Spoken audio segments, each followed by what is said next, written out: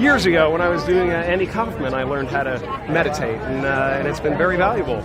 It's been around for a while, but I mean, I think on a widespread level, it's being picked up by everybody now. It's being understood as something more than some kind of religious, nutty thing. It's a system of teaching yourself how to get into a state of relaxation that affects your entire life and the quality of your life. And I do it. I've done it for a while, and I recommend it highly. We talked about mindfulness as being, as much as we pump iron and we run to build our strength up, we need to build our mental strength up. We need to build our mental strength so we can focus, get one-pointed attention, and so that we can be in concert with one another in times of need. Mm-hmm. When you come off the court, you've had a bad call, things going wrong for you, you sit on the bench, you take a breath, and you reset yourself. You reset yourself. And you do that through this mindfulness. You just come right back in and collect yourself. So we practiced mindfulness, is what you have to do. So you would literally have the guys sit in stillness. That's right. Meditating. That's right.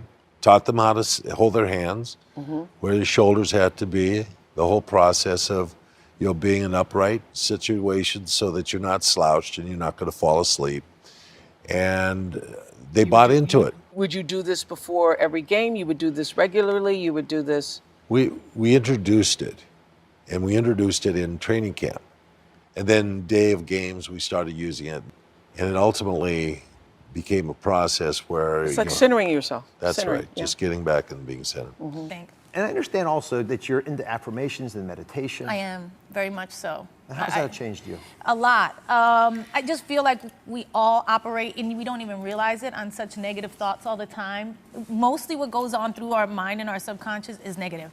Yeah. Like, I could have done this better. Oh, I'm so dumb. I said stupid this. Do you know what I mean? Like, that's how we think all the time, and I never thought about how I think. And then when I started paying attention to my thoughts and changing them and saying, you know what, thank you for sharing that, brain or spirit or whatever's going on in there, but you know what, I am doing good. I am better. I am trying, and redirecting those thoughts to be more positive thoughts and affirmations like, me and my children are always healthy. I am, we live a joyous life. Things like this every single day really help redirect me from the beginning of my day. And it's hard to do, but sometimes it just, out to the universe. I accept all the good things the universe has to offer. You know what I mean? Just things like that every single day just help you to start off your mind and your day in the right way. And it helps, you know what I mean? At this point in the season, I could see the light at the end of the tunnel. Usually before the sun comes up, I offer myself to something greater than myself. If it's for 1 minute, 20 seconds, or 10 minutes, I at least stop in that space in my house every morning. I have a little meditation space where I just go. I have beautiful spiritual readings there. I light my 3 candles there, daily word or something. And I express to this greater energy field than I that I don't want to be alone as I move out into the world. I meditate every day. And I do it in the mornings, and I do it for about 10 to 15 minutes. And I think it's important because it sets me up for the rest of the day. It helps me. It's like having an anchor. If I don't do it, I feel like I'm constantly chasing the day, as opposed to being able to be controlled and dictate the day. Not that you're calling the shots on what comes forward, but the fact that I am set and ready for whatever may come my way. I have a calmness about whatever comes my way and a poise, and that comes from starting the morning off with meditation. For me, it's really just listening to my inner self. I mean, that's basically it. Like you sit in silence, and you just allow these thoughts to come forward, and you get a chance to observe the self and things that may be lying beneath the surface that if you don't have that time to sit quietly on your own, you'll never pay attention to. Because if you think about it, the reality is we're paying attention to so many things that are going on around us. We're constantly taking selfies, we're constantly taking pictures to post on Instagram and all these other things, and we're constantly observing everything that's around us, but we don't take the time to really observe what's going on inside of ourselves. And that's what meditation is for me. Do you meditate, John? I used to meditate a lot. Now I'm more big into visualization. When did you used to meditate? Right around 2010, 2011, I went through this huge spiritual thing where I became obsessed with the power of the mind, and I got into it deep, like really deep, just meditation, visualization, and just realizing how powerful our minds actually are, like how we really do paint our world with our thoughts and our level of self-belief. And so right around 2010, I just took myself to this different mental level where I took myself from being an average Joe. So I took myself from being very average-minded to actually believing that I was the shit, and believing that I could be the shit and that I could be the GOAT and be the greatest and never lose. And to, like, I took myself to a different place mentally, and a lot of it came from mental practice and meditation and visualization and just seeking knowledge from people who are strong believers, guys like Les Brown and Tony Robbins and guys like that. I just became really obsessed with just learning about the power of the mind. So I used to meditate. Now I just kind of, I have a lot of things that stuck with me, a lot of ways of believing that stuck with me that just subconsciously I know who I am, what I'm capable of, and how I believe, and how powerful my mind actually is. I've been meditating, doing TM for about a year now, and so they have, thank you. So I learned about it. Russell Simmons was on my show, and through Russell, he told me about it, and then Russell Brand. It was a month, we had Russells on, all Russells all month long. But anyway, so I learned how to meditate. I've tried to meditate before, and the breathing and all the other stuff that when I did yoga, and I was always opening my eye, and it was like a minute later, and I was like, oh, how am I gonna do this? This is just impossible, focusing on the breathing. And so when I learned about TM, which I'd heard about it, and I'd heard so many people, I was very impressed by the people that I learned that they did TM, and I was like, well, they're interesting people, and there must be something to it, and I thought I'll try this, even though I'm not good at meditating. And something about TM, it is the only time I have that stillness. It's the only way I've ever been able to sit long enough that I open my eyes and I'm sad that it's 20 minutes later. I actually love, and I never had that feeling before, late at night alone at an ATM machine, but that was not safe.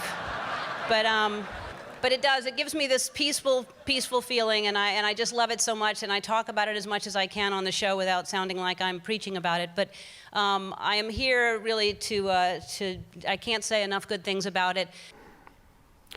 So for the last few years I've been practicing meditation, trying, and it's difficult to describe the effect it's had on my life. I can only mention maybe a few words: calm, clarity, a balance, and at times a recognition. And it's made a difference. I'm Dr. Deepak Chopra, and I'm going to speak about the benefits of meditation. Notwithstanding, there are thousands of studies on the health benefits of meditation. But because meditation takes you to your core consciousness, it also awakens dormant potentials in you. So you're more open to possibility. You're less a bundle of conditioned reflexes and nerves that's triggered by people and circumstance into very predictable outcomes of behavior and reactivity. You are more creative because you're more unpredictable, and you recognize the power of conscious choice making and the power of intention. And therefore, meditation is one of the means to fulfill the 4 goals of life as they're understood in the ancient tradition of Vedanta. So the first goal of life is dharma, expressing your unique skills and talents, but also aligning the elements and forces in your body with the elements and forces in the universe, because you're made up of the same stuff. And when you do that, you have health also. Health is called swadharma. It's an aspect of dharma, health, well-being. to be in alignment with the elements and forces of the universe. That's the first goal of life. The second is artha. Artha means material abundance, abundance in all its forms, including money and success and fame and fortune. Vedanta is not apologetic about being successful. It says you should make a lot of money and use it for good purposes. That's called artha. The third is kama. You're probably familiar with the word kama because it's related to Kama Sutra, which means pleasure. Kama Sutra is, of course, about romantic love and sexual pleasure, but pleasure in all its forms. We are a physical body that likes pleasure. Of course, in moderation, because if we have addiction to pleasure, then that leads to exhaustion by itself, and then we become addicts. But pleasure in all its forms, in relationship, in sexuality, in relationship with our parents, with our peers, with our professional colleagues, and ultimately the pleasure we get in our relationship to the divine source of all creation, cosmic consciousness, if you want to call it that, or God, if you're ready to embrace that word. Kama, relationships.